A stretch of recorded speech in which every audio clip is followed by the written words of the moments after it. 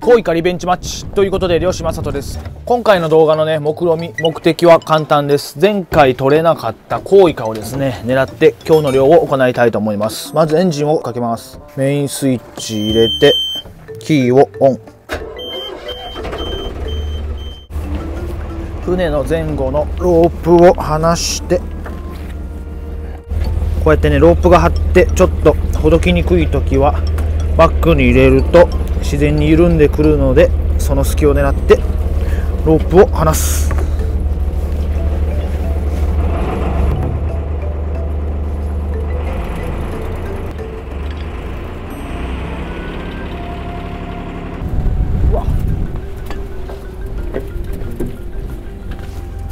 さて、港を出ました。前回の失敗に終わった漁からちょうど3日経ったところです。皆さんちょっと分かりづらいかとは思うんですけれども、今日は風が強くて波がね高いといった状況です。幸いなことに今日の風向、風向きはですね、西の風なんですね。西から風が吹いてくるんですけれども、この場所はですね、私の住むこの後ろに映っている大島から東の海域です。なので今吹いている西の風というのはですね、比較的この大島の陸側から吹いてくる風ということですね。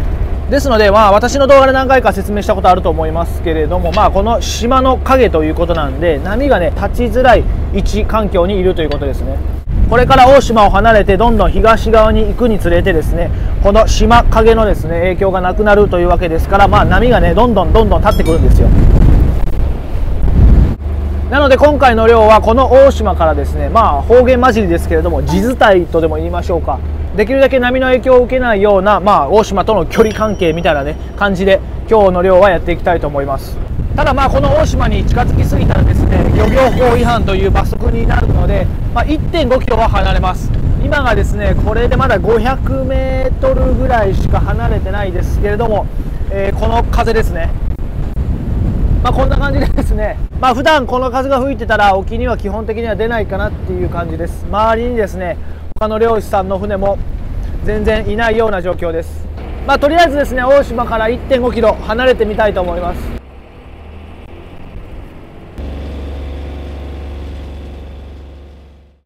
さあ今ちょうどですね GPS を見てもらえると分かるんですけれども、 1.5 キロぐらい離れました。青い円サークルがですね、半径 1.5 キロの円に設定してあるので、ちょうどそれぐらいの距離ということですね。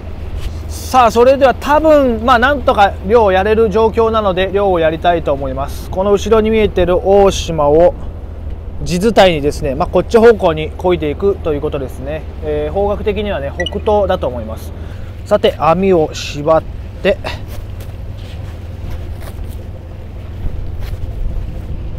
前回のね動画を見てくださった方は分かると思うんですけれども、海藻がねこの海域で発生してて、この網のですね目合いに詰まって、なかなかですねそのコウイカ以外の量もいい結果ではなかったんですよね。さあということでまだね3日しか経ってないので、その海藻がねこの海域付近にある可能性が十分にあります。ただねお伝えしたように今日はね西の風が強いので、このね大島からは離れることができないので、ここしかないということですね。やっていきます。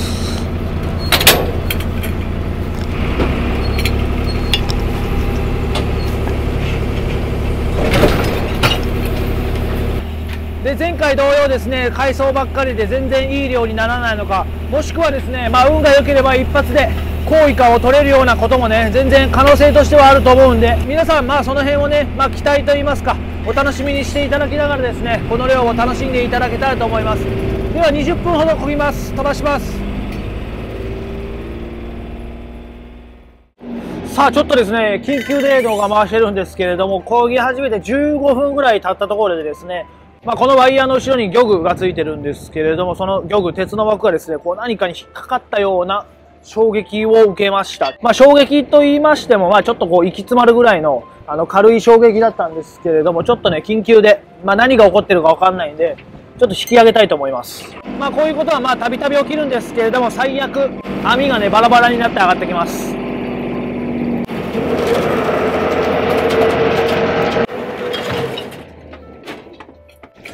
さあ上がってきました。網はこんな感じですね。まあ大丈夫かなって感じなんですけれども、とりあえず引き上げてみます。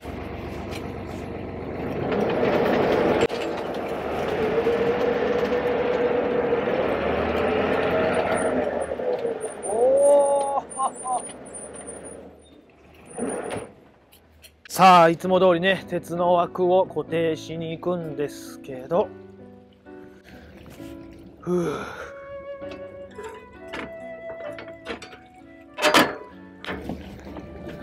わははは、おーい。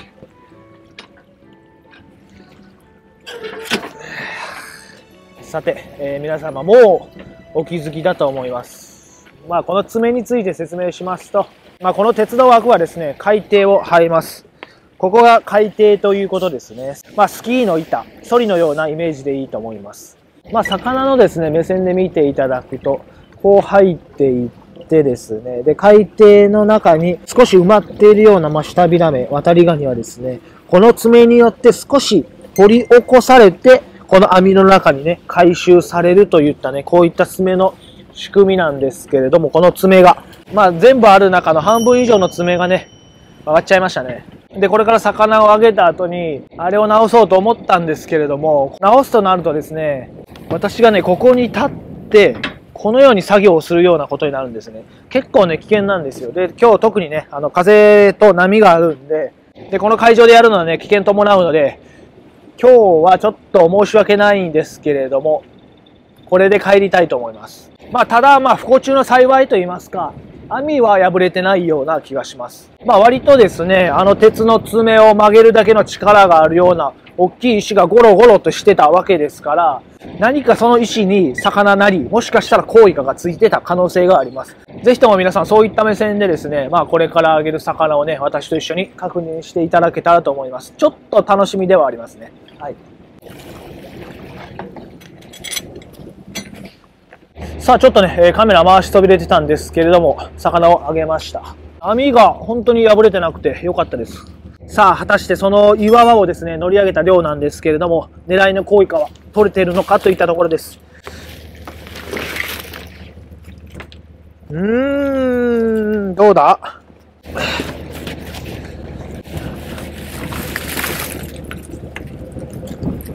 さあ、今のところですね、コウイカの姿は見られないんですけれども、こういったですね、山の中を探っていくといる可能性も十分にあります。見ていきましょう。まず見えたんが、オコゼですね、オニオコゼ。でかっ。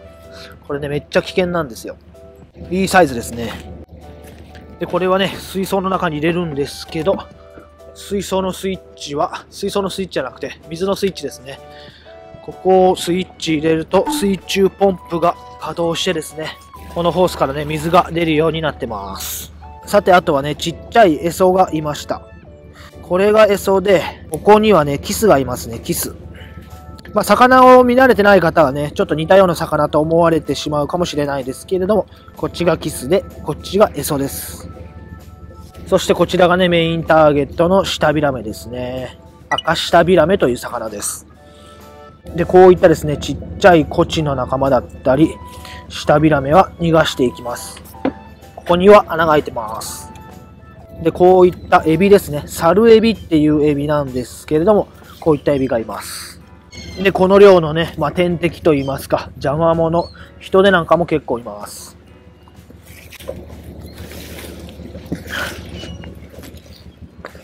さてさて、狙いのね、コウイカなんですけれども、今んとこ姿は見れません。さあ、そしてね、前回の動画で網を塞いでた海藻なんですけれども、やっぱりですね、このように網の目にべったりついてます。以前の漁からね、3日ぐらいしか経ってませんから、まだこの海域にはこの海藻がいるっていうことですね。さあ、もう少しね、捜索を進めていきます。シタビラメは結構いるような気がします。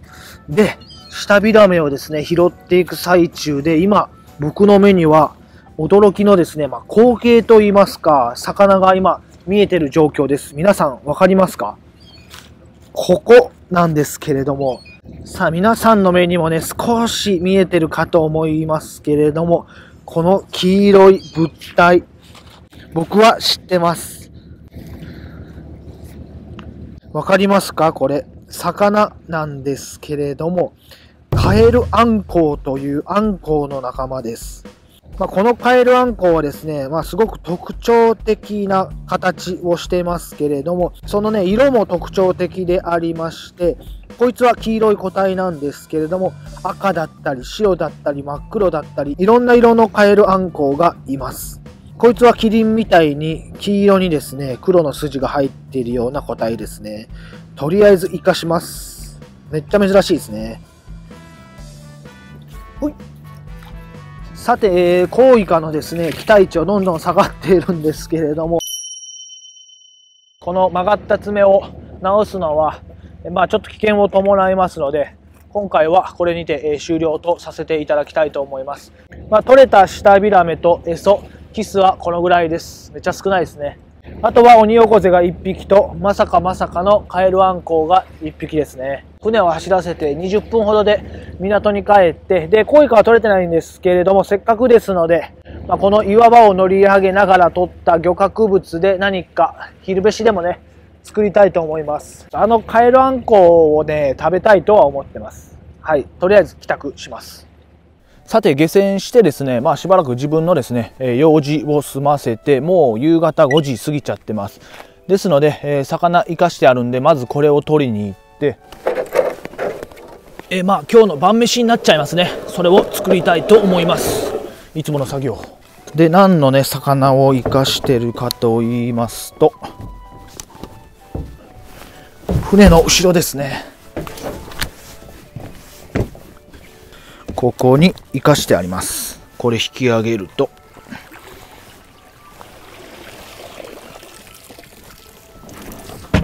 多分まだ生きてると思うんですけれども、この水産用でね使われるカゴ4箇所ロックかかってるんで、2箇所開放するとこのように外れます。はい、まだまだね元気に生きてると思います。シタビラメ2匹と、取り扱い注意、危なっ、取り扱い注意のオニオコゼ、そしてこいつはもうね捕獲直後から死んじゃってたと思うんですけれど、生きとるね。カエルアンコウ、生きとるカエルアンコウですね。よし、これをね他に持って帰って、よし、もうすぐ暗くなりそうですね。いつもはですねここで調理するんですけれども、ここね真っ暗になると思うんで、今日は倉庫で調理、そして食べたいと思います。よし、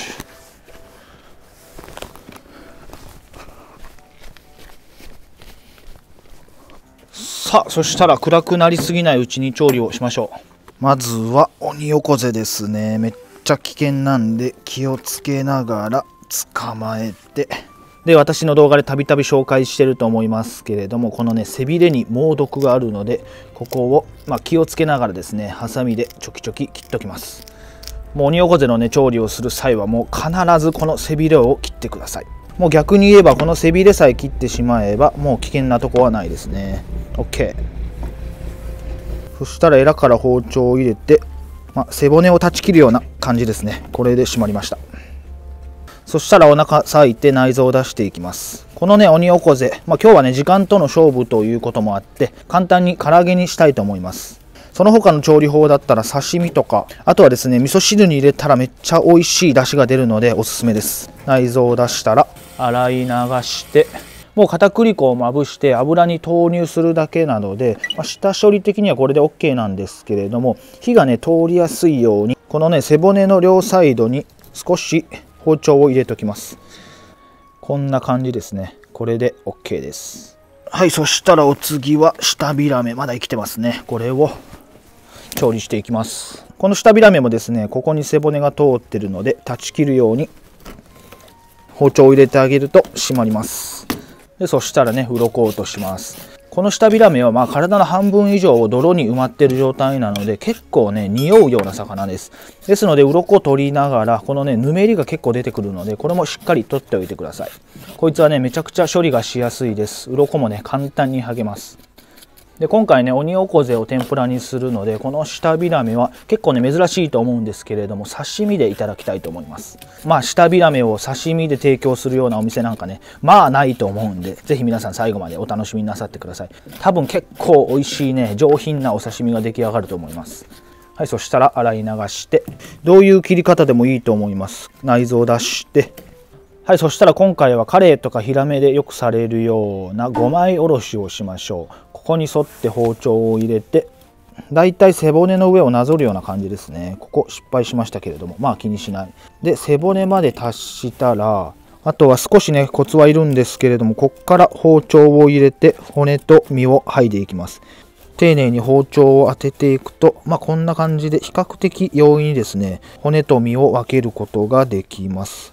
で、最後までいったら切り離せば、こんな感じで身を取れますね。まあまあ漁師、素人にしては上出来なんじゃないでしょうか。そしたらもうね、反対側も同じようにやっていくだけです。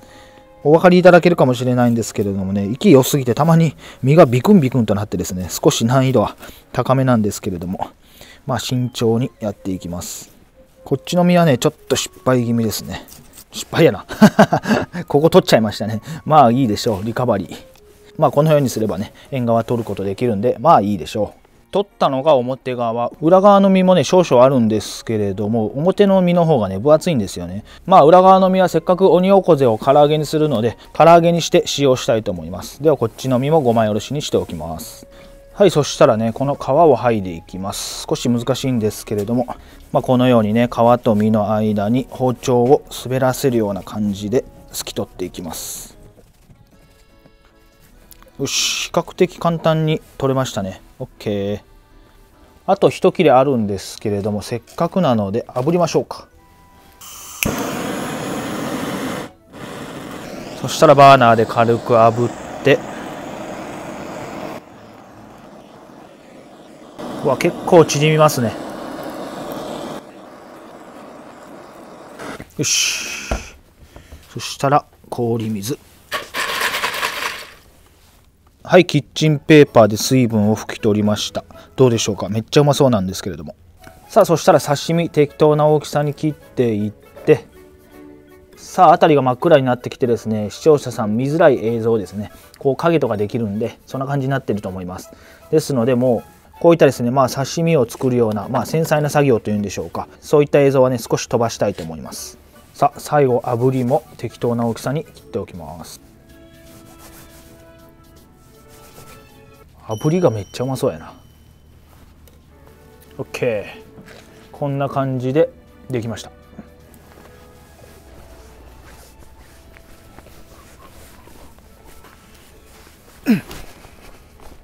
さあそしたらね、火を起こします。かまど置いて、ちょっとね薪が足りないんで探しに行きましょうか。多分ねこの倉庫の横にあったこれらを取って、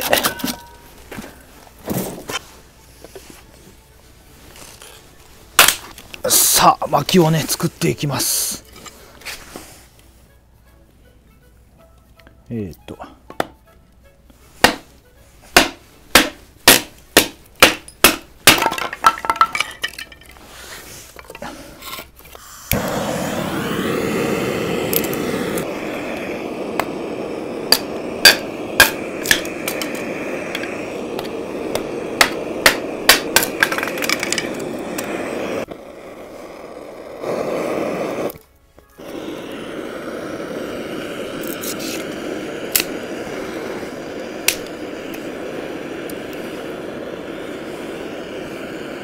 よし、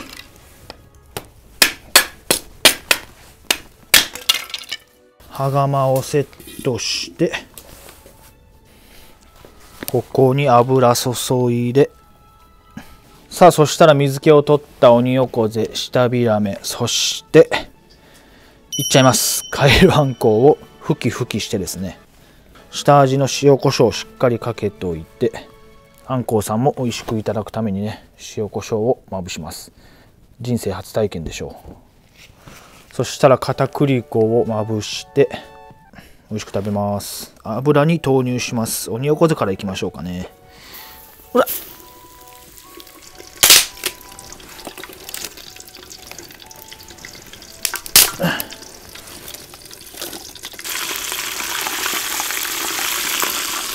うわ、火が強い。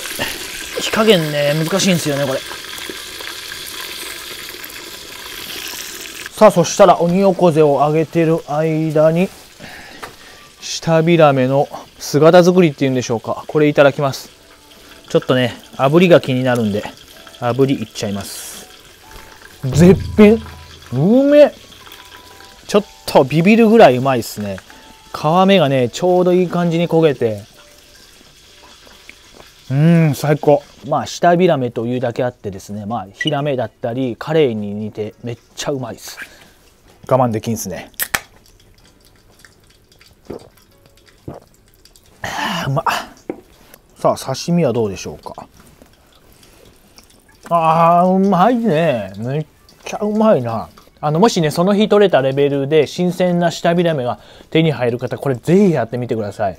刺身おすすめです。ただ刺身なんで新鮮なものに限ると思います。さあそしたらね、おこぜができてると思うんです。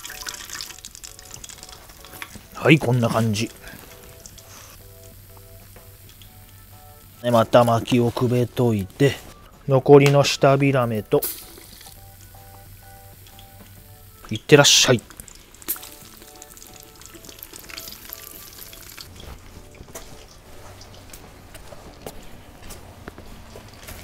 びっくりした。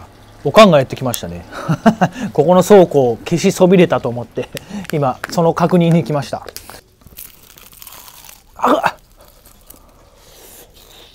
抜群まあまずいはずないよね。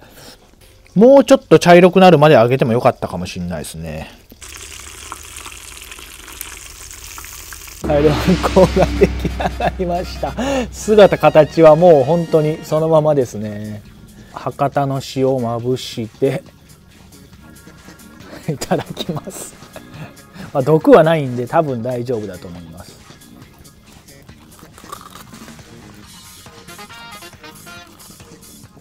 一気にいくか。一気にいきます。尻尾。